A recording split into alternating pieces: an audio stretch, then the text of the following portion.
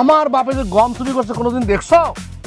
আমার বাপে যদি গম চুরি করে, তোর বাপে একটা চাইছো দেখছেন হারাই গেছে আবার। এই যে গম চোর আর চাইলচোরের এই কথা শোনার পরে আটটা কথা নাই বার্তা নাই, সঙ্গে সঙ্গে জুলেখা করলো কি, হালিম একটা ঠাড়াইয়া থাপ্পড় দিল। তুমি আমার বন্ধু, ছোটবেলা থেকে একসাথে আমরা বেড়ে উঠছি।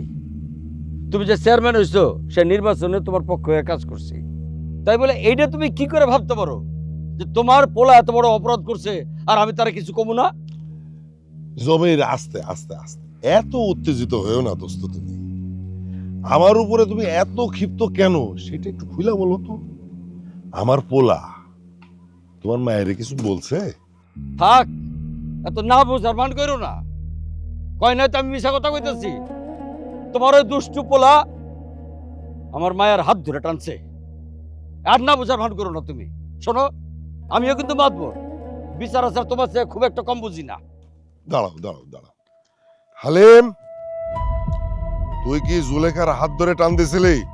জেনাব্বা একদম না, আমি রাস্তা দিয়ে আসতেছিলাম, কোনো কারণ ছাড়াই জুলেখা আমার গালের মধ্যে ধরে থাপড়াইছে। আচ্ছা ঠিক আছে, এখন তুই আমারে বল, তুই কি আগে হাত ধরছিলি নাকি জুলেখা তোরে আগে থাপ্পড় মারছে? বল। এই এত কথা কয়া লাভ নাই। থাপ্পড় যে দিছে তারও তো একটা কারণ আছে নাকি? না না, কারণ তো অবশ্যই আছে। কারণ অবশ্যই আছে, কারণ ছাড়া কি আমরা এনে ভাও ভাব রইছি? অবশ্যই কারণ আছে। শোনেন, ঘটনা হলো কি, আমরা উত্তরপাড়া সালিশে গেছিলাম, তো ওইখান থেকে আমরা ফিরতেছি। যখন ফিরতেছি তখন আমরা দূর থেকে দেখলাম যে হালিম একদিক দিয়ে আসতেছে, আর এক দিক দিয়ে আমাদের জুলেখা সেও আসতেছে। দুইজনেই হাঁটতেছে, তারা হাঁটতেছে। মুখে দিলেই জাদু, গোলমাল চকোলেট, জাদু মাখা স্বাদ।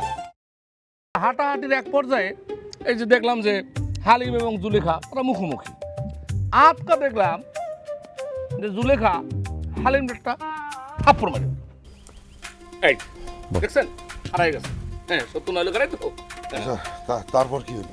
হ্যাঁ, তারপরে আমি বলতেছি, এরা তো মুখোমুখি হয়েছে, শুধু শুধু তো হয় নাই। হওনের পরেই মানে জুলেখা হালিমরে কইতেছে, এই তোর বাপে একটা গম চোর। এইটা কোনো কথা? এত বড় একটা কথা বলছে? তখন হালিম কয়, আমার বাপে যে গম চুরি করছে কোনোদিন দেখছো? আমার বাপে যদি গম চুরি করে, তোর বাপে একটা চাইলছো দেখছেন হারাই গেছে আবার। এই যে গম চোর আর চাইলচোরের এই কথা শোনার পরে আটটা কথা নাই বার্তা নাই, সঙ্গে সঙ্গে জুলেখা করলো কি, হালিমরে একটা ঠাড়াইয়া থাপ্পড় দিল।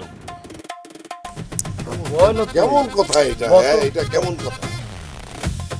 এই কারণে আমার পোলারে থাপ্পড় দিছে? হ্যাঁ, আমি নিজের চোখে দেখছি, কথা কষ্ট না। আমিও দেখছি, আমি তো সাক্ষী। চেয়ারম্যান, ওই দালাল মফিজ রে সাক্ষী বানাতে কত টাকা দিত? উল্টা পাল্টা কথা বলেন না চাচা, আমরা এক টাকাও দেই নাই। চুপ করো। মফিজ যা কইতেছে সত্যি কইতেছে, চুপ করুন কে। আমারে আটকা, আমারে উত্তেজিত হতে দিস না। না ওস্তাদ, কারণ আমি সাক্ষী, আমি এখানে মাথা গরম করতে পারবো না। শোনেন মুরব্বী, একখান কথা কই, আমি সাক্ষী দেই সেটা ঠিক আছে, কিন্তু অসৎ জিনিসের আমি সাক্ষী দেই না। সব ঘটনা, অরিজিনাল ঘটনার পক্ষে আমরা সাক্ষী হাজির করি। আর সবচেয়ে বড় কথা হলো, আমি কেন তার কাছ থেকে টাকা খাবো? সে কে? কেউ না। একটা থাপ্পড় দেবো, কেউ না মানে সে কে? কে? সে একটা অত্র এলাকার সম্মানী ব্যক্তি। তার যদি কোনো ধরনের সম্মানহানি হয়, তার পুরো দায় দায়িত্ব কিন্তু এই সমাজের পরে। আমি তো তার সম্মানহানি করতে পারি না, আমি কেন তার কাছ থেকে টাকা নেবো? কথা বলেন না কেন আপনারা? টাকা নেবো কেন? কথাটা খুব সুন্দর বলছো। ভালো কথাই কয় আমার ওস্তাদ। জমিরুদ্দিন, আমার পোলারে তোমার মাইয়া থাপ্পড় মারছে, আর তুমি উল্টা আমার পোলার নামে বিচার ডাকলা।